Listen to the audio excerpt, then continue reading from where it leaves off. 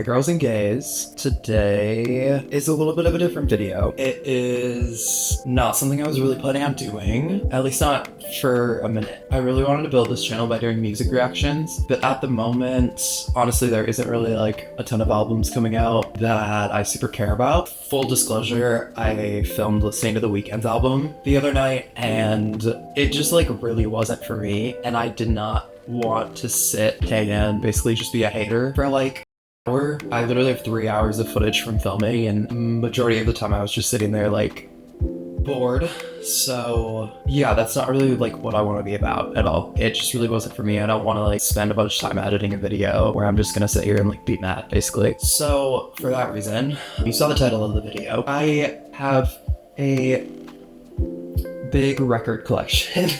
I started collecting records back in like 2017, I think. Not a Crosley briefcase, but like it may as well have been. So, you know, ruined some records that I had early on. You know, just kind of the classic, like, I'm in college, I go to a liberal arts college, like let me get a record player. My room will be such a vibe.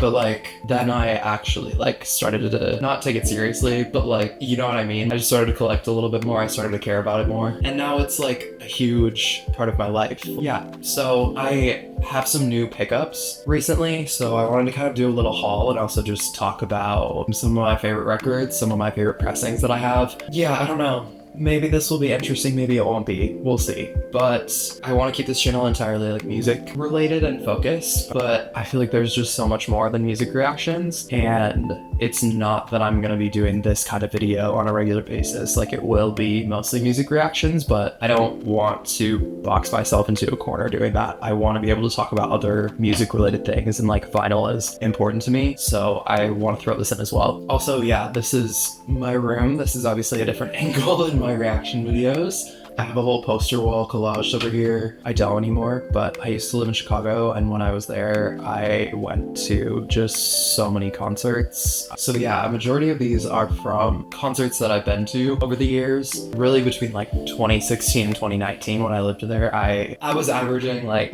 60, 70 shows a year. There's a ton of posters from all of that, but then there's also a ton of posters and stuff from the vinyl behind me, because a lot of times they come with posters and like stuff like that. As far as recent pickups go, 2 months ago probably, I want to say it was like a Black Friday sale. There was a website that was having 50% off, and for that reason I finally got one of my biggest in search ofs, and something that I just like had been putting off buying because it was expensive and I like just didn't need to spend the money on it, but then I got it for 50% off. So, and that would be Miss Renaissance by Beyonce. I had just been putting off buying this box set because it was like 50 plus, and I am not a person that spends 50 plus on one single record. The vinyl itself is absolutely sickening. Like there's so much stuff in here, I can't even believe it. A poster, a little double-sided moment, and then on the other side we have the Break My Soul artwork. Right. There's literally a whole photo book in here with all of the lyrics and everything. Like look at the material. Beyonce is just that girl, and I love her so much. And so having this, I am just so excited. Press on 180 gram vinyl, sounds amazing. The bass is super crisp and clean. Even the vinyl sleeves are like just so sickening to have her face like that. Girl. Putting this box set back together, I feel like I'm dismantling Bomb, and I just really am nervous and don't want to mess it up. I'm just gonna go over there for now. Okay, next up from the same website, I have to explain a little bit. Not explain, I feel like I have to defend myself. This is like my hear me out moment a little bit. I love King Princess. I am a King Princess truther. I always have been. I don't love her as a person. I've seen her live a few times, and like her live show is like fun as hell, but she is like kind of cringy. There's obviously those tweets. But her music fucking slaps. I have Cheap Queen back here. She never pressed the Make My Bed EP, and it still upsets me to this day. But yeah, I got Hold On Baby, her second record, which like I didn't love when it came out, but it grew on me over time, and I will put this on often. Like I just really love this album. And it's pressed on a cute little white vinyl. We have lyrics and credits on here. It comes with a little temporary tattoo, I think. I can't tell if it's a sticker or a tap tat. Like, I genuinely don't know. But it's the little, like, King Princess Hold On Baby thing.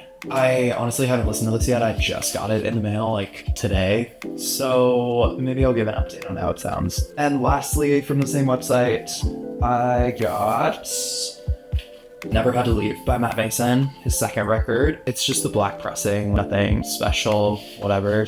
I don't know, it was cheap and I needed to add another record to qualify for free shipping, honestly. But I do love this album. I just really love Matt Mason. His voice is super cool. If you don't know him or you haven't listened to him before, definitely give him a listen. Super, super talented, like singer-songwriter kind of music. We have a few more back here behind me. The next one, backstory. And this is gonna show my age a little bit. Like, this is giving, we went to Mesopotamia High together. Basically, if you were on Tumblr back in 2014, you know who Spooky Black is. You saw that Without You video of him in the white turtleneck with the chain and the do-rag and like a little, like, 16-year-old white boy with an amazing voice singing like some R&B that sounded like it was from the 90s. Like, you knew it was something serious. He was talked about so much. And in the time since, like, he released more music. Then he started going by his real name, which is Corbin. He dropped his first album, Mourn, back in like I think it was 2016 or 2017, and he never pressed a vinyl for it. Until now, yeah, randomly, like a couple months ago, he posted just like a pre-order link for the vinyl. And it's literally like the most basic pressing. Like, it's just, we've got the cover. Back literally just has like track list with Corbin and Mourn on it.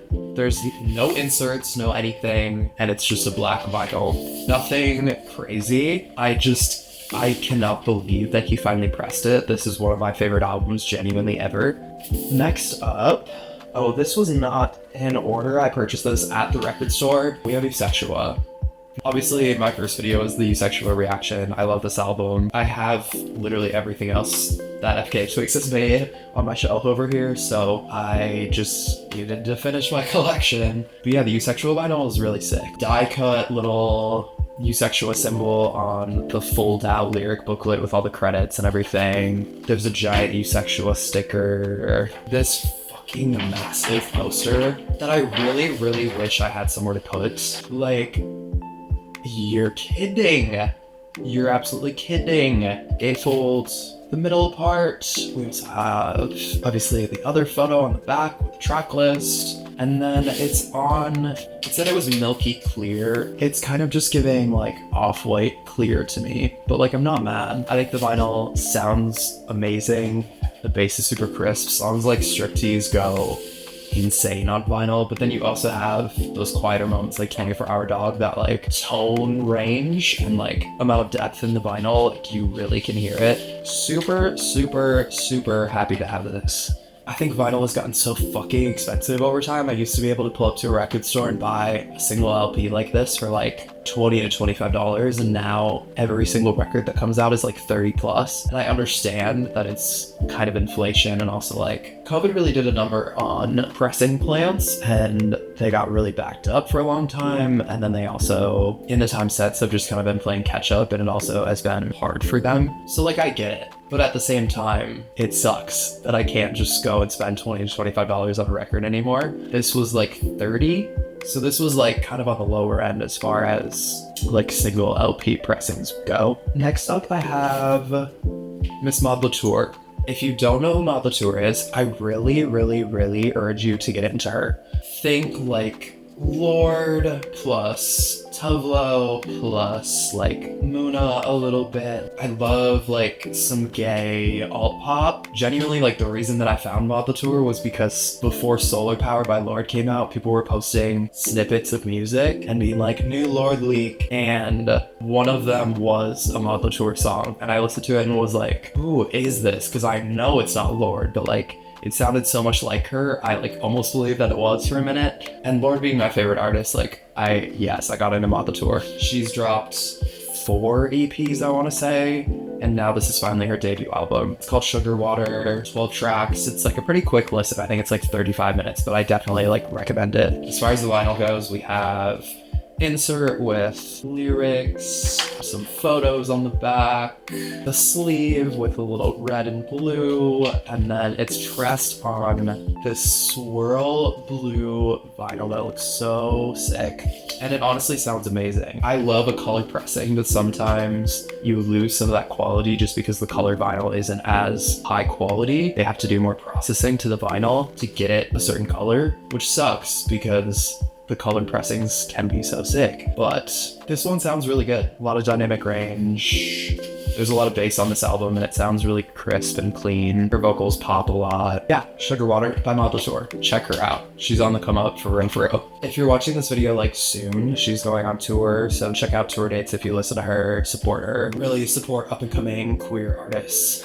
And lastly, in my recent pickups, underscores. And this is the Fishmonger, Fearmonger, Dead Air, like Legacy Edition. The underscores vinyl was like really hard to get for a while. I have Fishmonger that I bought at the underscore show when I saw them like a year and a half ago. Bought it before the show and then defended it with my entire life, the entire show. I was like trying to mosh and like have a good time, but I was literally holding a record because I didn't want it to sell out. It was a whole thing.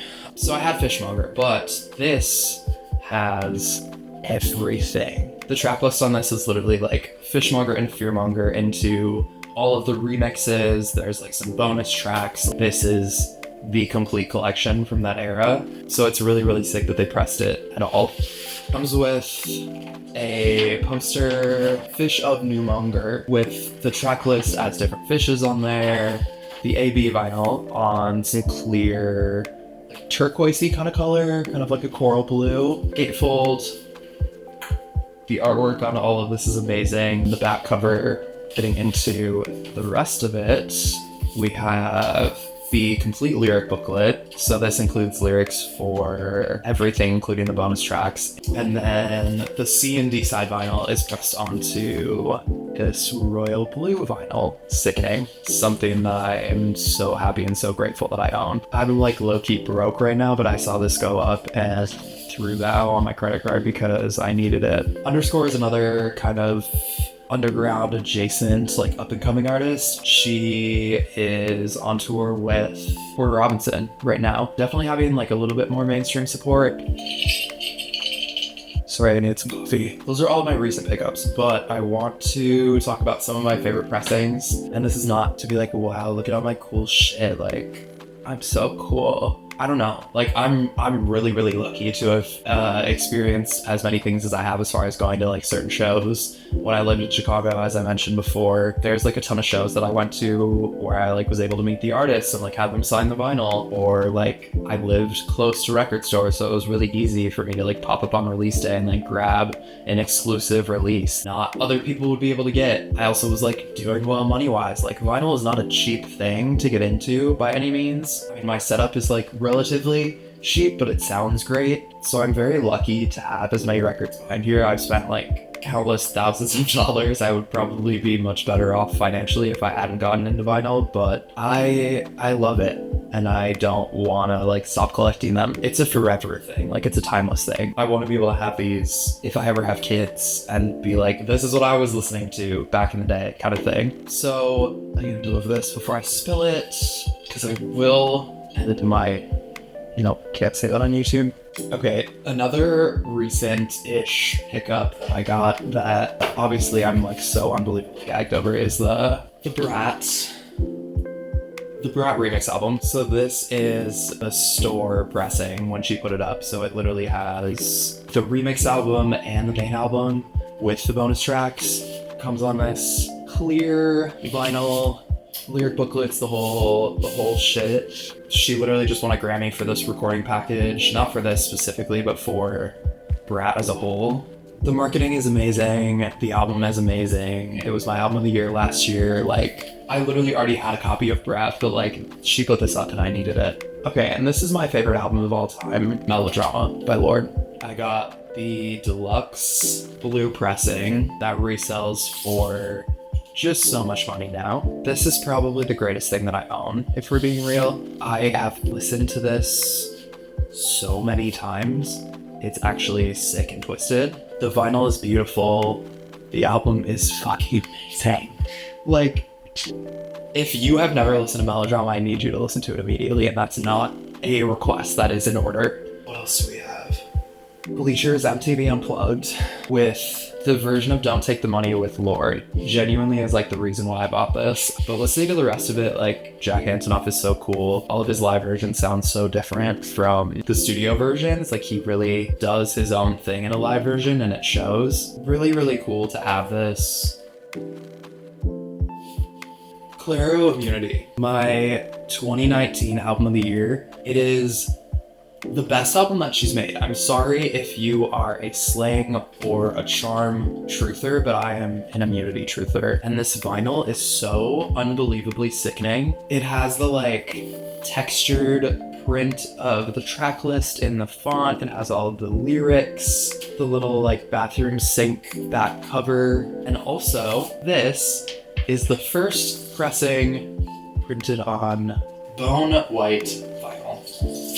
Another one of my most prized possessions that this resells for so much money now. You can find a black vinyl copy of this album, but to have like a first pressing of it, crazy. Speaking of first pressings of massively popular albums, I was lucky enough to see Phoebe Bridgers open for Conor Oberst. He was playing a show in September of 2017, literally like 5 days before Stranger in the Alps came out, with Phoebe opening. And I decided to go so last minute. It was literally 7:15. The show had started at 7. The venue was around the corner from my apartment, and I was like, oh, I should go. Walked up, bought a ticket at the venue, went in, and Phoebe was in the middle of her set when I got there. And I literally heard her play Motion Sickness as her like final song of her set and said, who the fuck is this? Who the absolute fuck is this? Full body chills, and hearing her belt that last note, I was shook. And hold on, because at that show, she was sitting at merch. She was sitting at merch after the show, and I bought the Smoke Signals Motion Sickness demo 7-inch, and this resells for so much fucking money. See, I met her. I did not have a Sharpie for her to sign it, and it still haunts me to this day, and nobody in the vicinity had one either, and I didn't want to like be that annoying bitch searching for one and then coming back up and whatever. So it's not signed, although I did meet her. She was very, very nice. Back to Stranger in the Alps though. So this album came out 5 days after that show, and the first pressing of it was only pressed, I want to say 1,000 copies. It was like not a very wide release. The labels weren't sure how it was going to do, whatever. And it's pressed on the most beautiful lavender vinyl, and they never repressed it in this color. They've repressed it a million other times in the time since, but the lavender is still the first pressing. This album has gone on to become obviously what it is. Phoebe Bridgers is one of the biggest singer-songwriters. Another record that I've played like countless times.